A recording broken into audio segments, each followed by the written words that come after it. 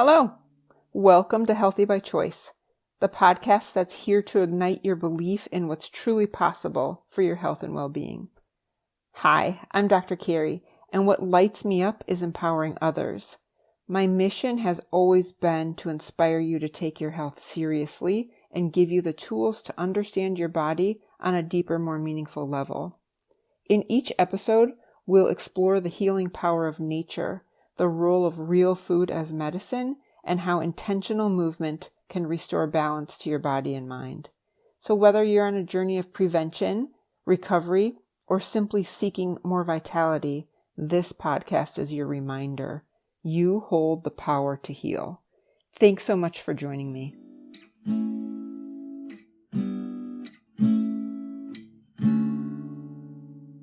Hi, friends. Welcome back. I am happy to be with you, and I am so super excited to share some moments with you and spend some time. I just want to acknowledge that people are having a difficult time all around us, and certainly that is what I want to acknowledge and talk about here now, particularly because a year ago, so in the beginning of 2025, I was feeling like people were having a really hard time. I really thought people were at their end. And I thought, this is not how I want to go down, number one. Number two, what I know is be the calm in the storm. I really know that. And most importantly, as a chiropractor, I put my hands on people. I actually physically touch the experiences that people are having within their bodies. And so for me, I had to ask myself, how do I want to show up in this world? How do I want to be affected? And how do I want to affect? How do I want to contribute? So I'll share with you what I did, which is I asked myself a very simple question. And I asked myself again and again and again, when do I feel good? When do I notice I feel joy? Am I feeling joy? Is it possible to feel joy? And I've said this jillions of times, particularly on this podcast, and it's absolutely 100% the truth. I love when I go to stick stretching, stick yoga with Dr. Arthur Fagenholtz in Santa Cruz, California. I highly recommend doing that. If you're a chiropractor, you will get your continuing education. And if you're not a chiropractor, you will spend a beautiful day with a beautiful human, part of the day on the beach and part of the day going into the forest and doing some real forest bathing by definition. And, I love being in the presence of people who connect. I love being with people who open their hearts and share that with me and let me share that with them. And I love movement. I love being outside. And so that combination of things for me, for a couple $100, I could drive to Santa Cruz, which actually becomes more expensive because I take the day off. So I lose one day of income and drive down to Santa Cruz, which takes time. And of course, I have to get care for my dog. But it became worth it multiple times, again and again and again.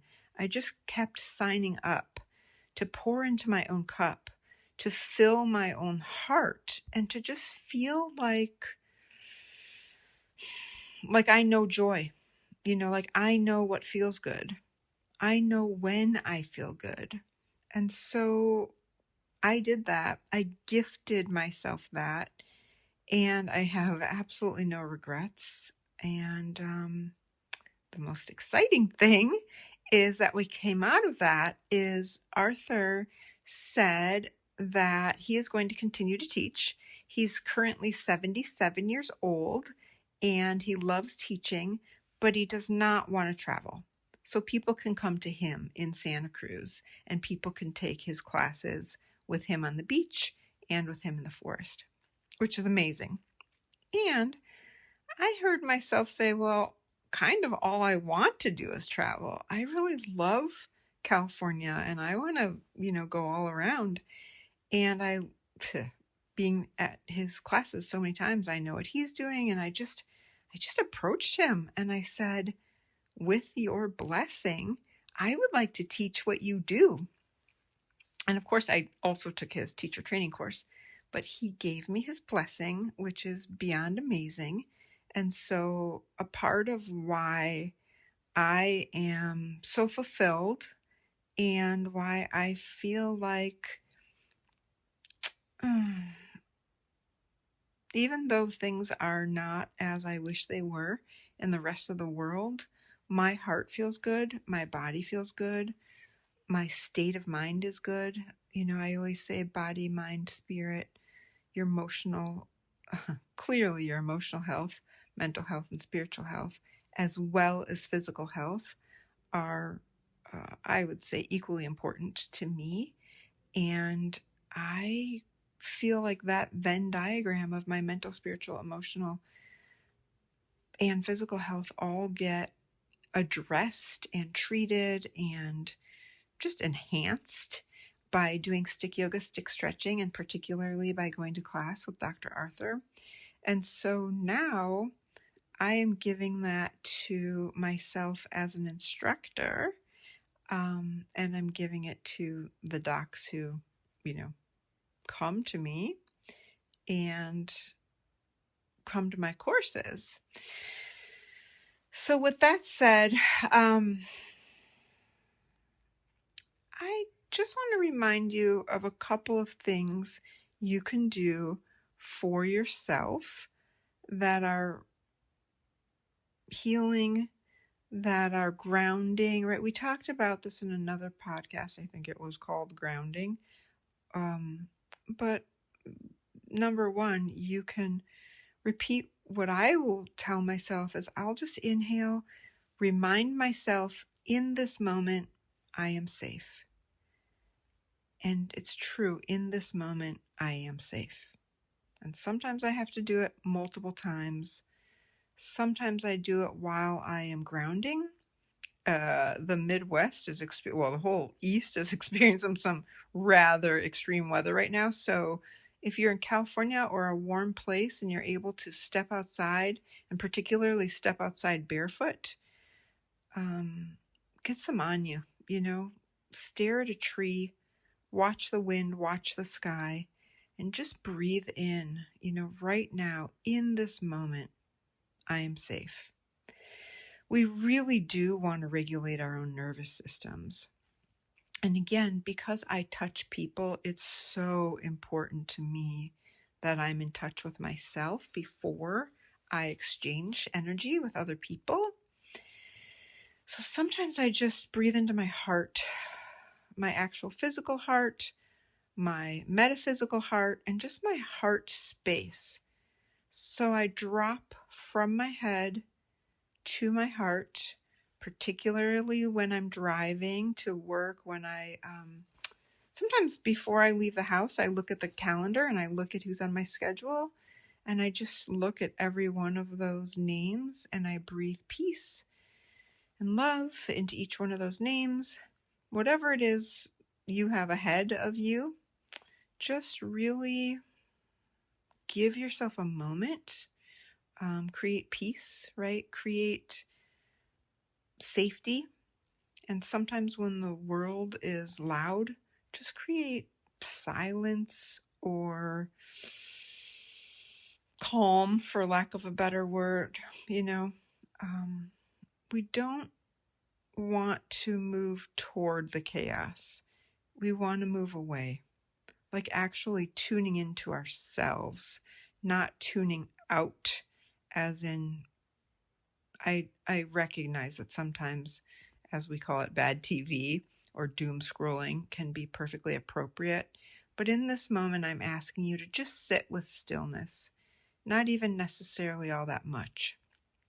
If you're able, leave your phone behind and go take a walk.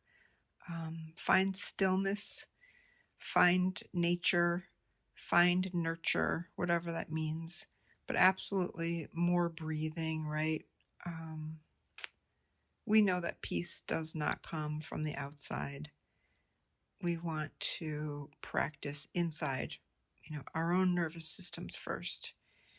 And that's before we engage with anyone, before we post on social media, before we even go read the news, even, whatever, even before we take in more. Slow your breathing. If you sit in meditation for 2 minutes, give yourself time. Always, always, always sunlight on the face. Always just, talk to a tree, hug a tree.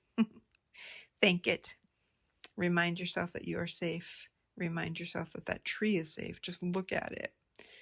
A regular practice of doing this is fantastic. It really does help regulate the nervous system, and that will, regulated nervous system begets regulated nervous system, right? The calm does spread, I promise.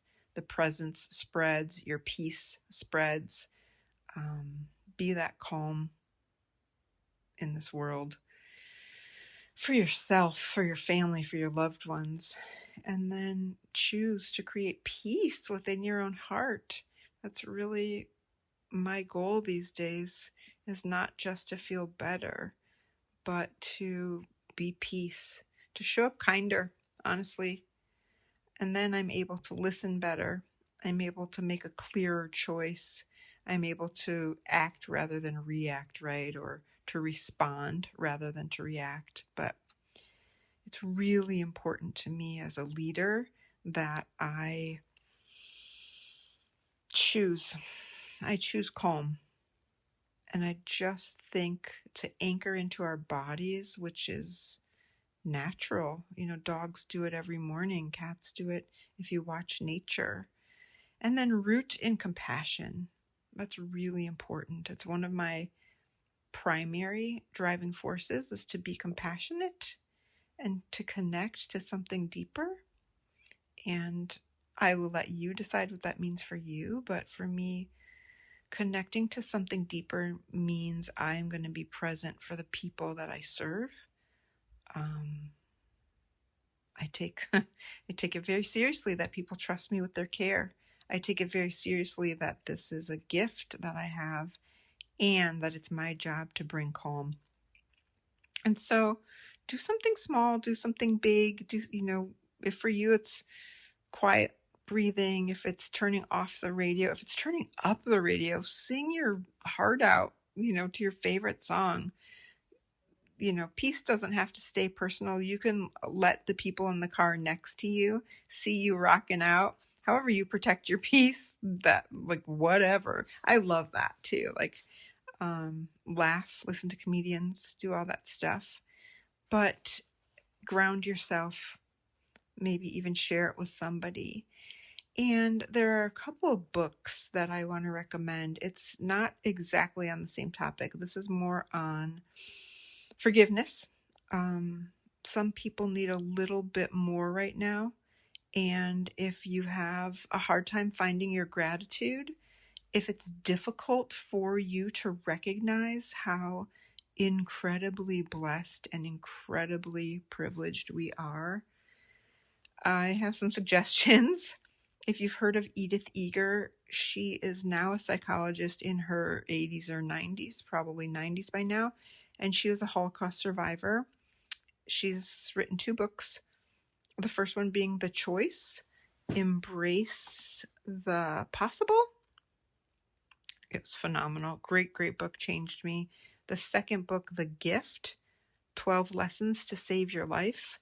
I'm just going to give you a brief recap, which is, in the moment of being in the worst possible situation where she saw her, losing her parents to being in the Holocaust, pretty bad. And she knew that she wasn't imprisoned if she didn't allow her mind to go. She also knew that those guards were worse off than she was, because the guards were imprisoned in their minds. And so I'm just going to invite you to consider if you need something to save your soul in this moment. Those are two books that really helped me move into a place of gratitude. I don't even know how else to say it. It's absolutely forgiveness. But for me, the very next step is gratitude. And I do not take that lightly either. I am super, super grateful that I found gratitude in my life when I did. And of course, there are the grounding practices. I've shared these in other podcasts. Every one of us has the one that matters to us, and we can choose 1 minute to 10 minutes to 30 minutes to hours if you need to ground. For me, placing my hand on my heart, just breathing in, recognizing there I am, that's me, that's who I am. Not what I think, not what I think other people think, not what I'm being told, not what other people are saying, yelling. And sometimes one hand on my heart and one hand on my belly, just breathing in. I'm a really big fan of inhaling slowly through your nose. And then you know that I like to exhale through my nose, but whether you exhale through your nose or through your mouth, extend the exhale. Let everything from the deep, deep, deep lungs out. Let all the waste out. And your lungs will take an inhale. We don't need to really concentrate on that until we want to extend that and then really extend the exhale. And do it several times, right? Notice your shoulders, let them soften. Make sure to unclench your jaw. Maybe even smile. And just repeat, whether aloud or quietly, in this moment, I am safe. That's really real. It's really important to your nervous system to know a tiger's not chasing you right now. I know it's, one of those things, we hear it multiple times. And the fact is your nervous system does not know that you're not, saving your own life when we get caught up, when things around us are so chaotic and painful. And, just feel your body temperature, feel the earth holding you, feel what you're sitting on or standing on. Recognize that in this moment, you are safe. Or go to the 5, 4, 3, 2, 1 sensory grounding. If you remember the 5 things that you can see, look around you.